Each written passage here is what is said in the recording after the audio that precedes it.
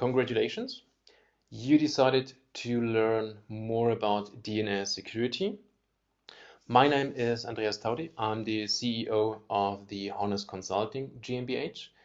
I'm doing consulting for IT departments of larger enterprises to make their DNS, DHCP, and IP address management infrastructure rock solid. With this workshop, I want to share with you some insights with regards to DNS security, why you should care, what you should look after, and how you can make your environment more secure and more stable. Or if you are a consultant like me, how you can help your customers to improve their environment. The entire online course is divided into 4 modules. In the first module, we are going to take a look at potential risks that DNS is facing. In the second module, we will have a look at potential defenses against these risks. In the third module, we will take a closer look on how you can detect an unusual behavior of your DNS servers if they are used for something other than DNS. And in the last module, we are going to cover all the security enhancements that DNS is able to provide, and we will have a look at the potential strategy for your company as well. So if we just take a deeper look into the sections of the first module, we will start with some fundamentals. I'm pretty sure that you know the bits and bytes of DNS already. I just wanted to cover some of the fundamentals that I think are needed to recap before we jump into a deeper understanding of the rest of the course. We will do an assessment with regards to the potential risks DNS is facing, and then we will look at the different kind of attacks DNS is facing because of these risks.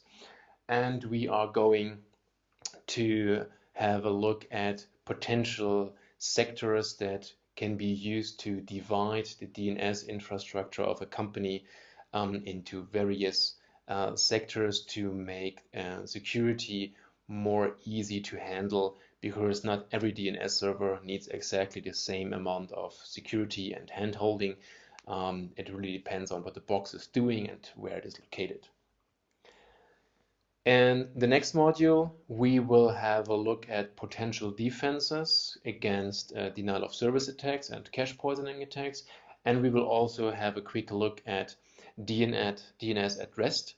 That means your DNS data is stored somewhere, and even if you install and configure all these fancy things that you can do to improve the security of your DNS, if the storage where your raw DNS data is located is compromised, then all the other fancy stuff doesn't make much sense.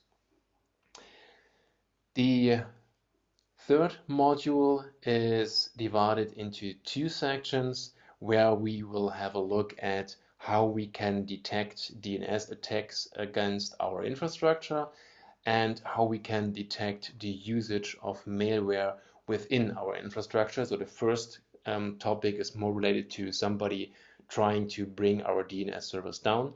The second topic is more related to somebody is using our DNS for things that are not really DNS related.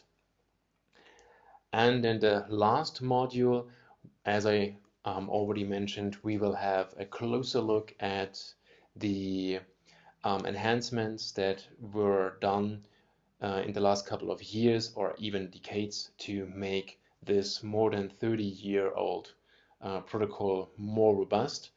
And with all these things in mind and all the things that we learned till then, we will have a look at a potential strategy that you can use in your environment or that you can use with your customers if you are a consultant like I am. So that's pretty much it for the overview. Thank you for your time so far, and thank you for all the space that you reserved in your calendar to go through that meeting. This is actually the first time that we are providing our courses as an online training. So please feel free to share feedback with us so that we can learn from your experience what we can improve and how we can make this entire course even better for you or for the future participants.